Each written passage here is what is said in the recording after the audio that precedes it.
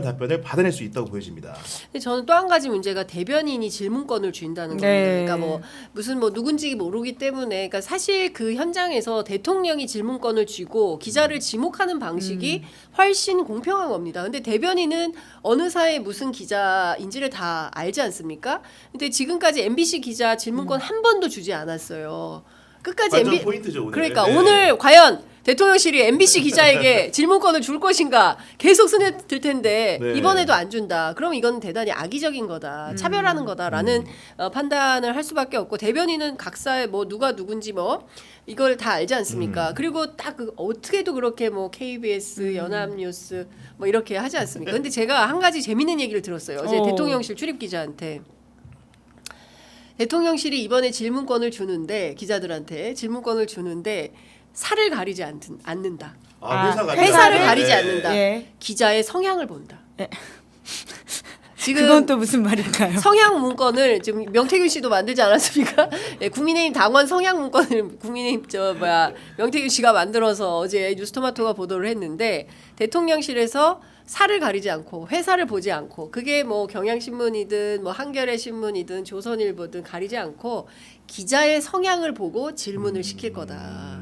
너무 무서운 얘기 아닙니까? 성향을 어떻게 알 수 있죠? 그러니까 그 오히려 기자의 블랙리스트인가요? 근데 예. 블랙리스트까지 만들었는지는 잘 모르겠습니다. 그렇다면 정말 무서운 일이겠죠. 예. 그런데 근데, 그동안 기자가 써왔던 써왔던 뭐 시사인의 김은지 기자가 대통령실에 대해서 삐딱한 기사를 많이 썼어. 그러면 질문권 안 주는 거예요. 그 블랙리스트죠. 그렇죠. 근데 한겨레 기자인데 대통령실에 굉장히 우호적인 기사를 많이 썼어. 그럼 질문권 주는 겁니다. 제 동기거든요, 지금. 대통령 출입이 굉장히 그 친구 바른 친구고, 제가 이제 말씀드리면은 물론 그렇게 질문을 할 수 있다고 생각이 들지만, 그런 순간 바로 대번에 언론이 알고 국민이 알 겁니다. 이번 기자회견은 과거의 기자회견과는 굉장히 결이 다르거든요. 왜냐? 지금 결국 지지율이라는 것이 모든 여론조사의 최저치를 찍은 시점, 갤럽 조사 기준으로도 19%를 기록한 시점이기 때문에 이게 과연 마지막 기자회견이 될 수도 있고 분수령이 될 수도 있다는 평가가 많이 나오지 않습니까? 그 박근혜 전 대통령의 사례를 말씀드리면은 첫 번째 사과를 한 다음에 오히려 지지율이 폭락을 했어요. 그러니까 웬만한 사과로는 안 되는 상황이라는 것들 대통령실이 인지하고 이 과정에서 일부 기자들의 진정성 있는 질문을 고의적으로 배제하는 모습이 연출된다. 그런 모습들은 국민들이 허용하지 않을 것 같습니다.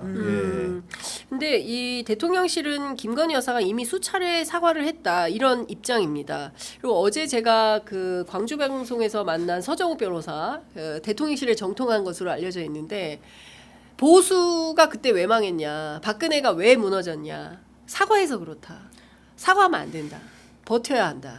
예. 거꾸로 해야 된다. 그렇죠. 네. 예, 사과. 그리고 김건희 여사가 뭘 그렇게 잘못했냐? 마포대교 간 게 잘못이냐? 명태균이랑 텔레그램 조금 했다고 그게 죄요? 그게 죄야?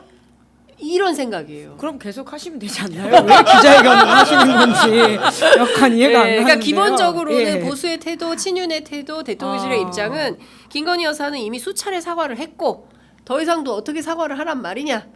예, 이런 겁니다. 근데 김건희 여사, 그러니까 제가 뭐 부족해서 그런지 모르겠지만 김 여사의 직접 사과라고 하는 것은 대선 때 학력 위조 논란이 있었을 때 직접 당사에 가서 했던 기자회견 말고는 기억나는 게 없고요. 그리고 나서는 이후에 나왔던 보도들을 보면 검사 앞에서 사과했다라는 게 있지 않습니까? 그 소위 말하는 황제조사 논란 때. 네.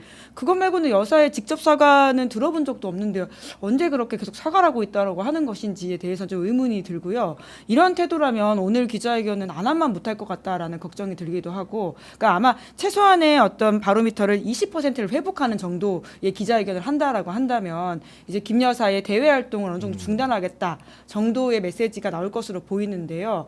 그러니까 아주 이제 무너진 TK 정도를 살짝 복원할 수 있다고 하더라도 모두의 대통령이 되는 걸 포기하고 있는 기자회견이 아닐까라는 걱정이 들기도 합니다. 그러니까 어떤 내용을 하더라도 결국 특검 수용과 관련된 이야기가 나오지 않을 수가 없는 상황일 텐데요. 그에 대해서 특검이 굉장히 정치적이고 문제가 있다라는 식의 메시지를 내고 이렇게 어떤 타협의 여지가 있다는 걸 말하지 않는다면 과연 이게 민심에 불붙는 것들을 계속 이렇게 소방수처럼 끌 수 있을까에 대해서는 의문이 들고요. 오늘 아침 동아일보만 하더라도 그냥 김건희 특검법 그 정무 감각이 있다라고 하는 김 여사가 그냥 결단해서 받아라라는 김순덕 칼럼이 나왔거든요. 네네네. 이제 이 정도 상황입니다. 그러니까요. 어떻게 보세요?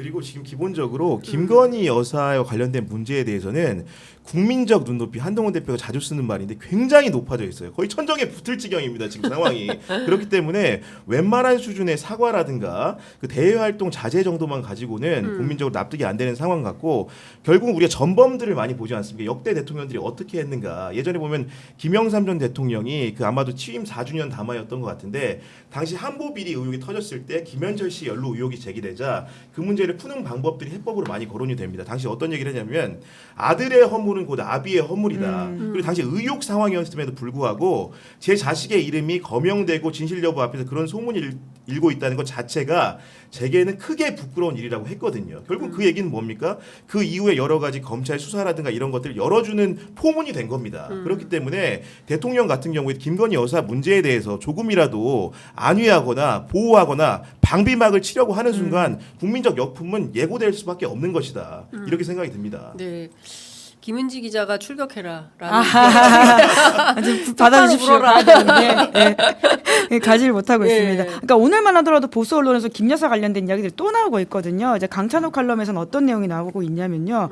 그러니까 대통령한테 공직 후보를 용산 참모진이 추천하면 집에 물어보고 이런 대답을 했다라는 거잖아요. 저 충격이었어요, 예. 진짜. 그러니까 뿐만 아니라 심지어는 이제 용산에서 한 당직자가 이제 용산에서 근무했던 그 여의도 출신 한 당직자가 돌연 이제 당을 복귀했는데 그 소식통에 따르면 용산 엘리베이터에서 마주친 여직원의 백을 보고 브랜드가 궁금해서 디올이냐 이렇게 물었더니 잘렸다라는 그러니까. 뒷이야기가 예, 있다는 예. 거잖아요. 예. 아직도 이렇게 무궁무진한 여사의 뒷이야기들이 남아 있는데 그거를 아주 뭐 이렇게 말로써 하는 사과로 끝낸다라고 하는 것도 가당치 않은 상황인 것 같고요. 네. 결국 사과의 핵심은 진정성을 보여주려면 어떤 액션이 나와야 되는 것인데 그 액션의 핵심은 김건희 특검법이라고 할 수 있죠. 네. 결국 김은 기자가 말해주는 현상들이 우리 흔히들 얘기하는 레임덕, 임기 말 권력 누수 현상이거든요. 결국은 내부에서 나오는 얘기들이 외부로 표출되는 상황인데 저도 어제 한 매체의 그런 그 기자와 중견 기자와 통화를 했는데 하는 얘기가 회사로도 제보가 많다는 겁니다. 지금 사실은 이게 11월 10일 임기 반환점이고 임기 중반이라고 한다면은 통상적인 정부에서는 대통령실 안에 우당탕하는 괴음이 밖으로 나오는 경우가 거의 없어요. 그런데 이제 김건희 여사 문제 같은 경우에는 앞에 검찰의 처분이라든가 정부기관의 처분들이 너무 못마땅한 방식으로 진행이 되다 보니까 결국은 공적 방식 외에 비공적인 방식인 언론이라든가 시민사회 제보를 통해서 문제 해결을 하려는 욕구들이 켜켜이 쌓이고 있는 겁니다. 그런 상황이 좀 지속되고 결국 그것이 연말에는 정권의 위기를 심대하게 불러올 수 있는 현상을 낳을 수 있다고 보여집니다. 네.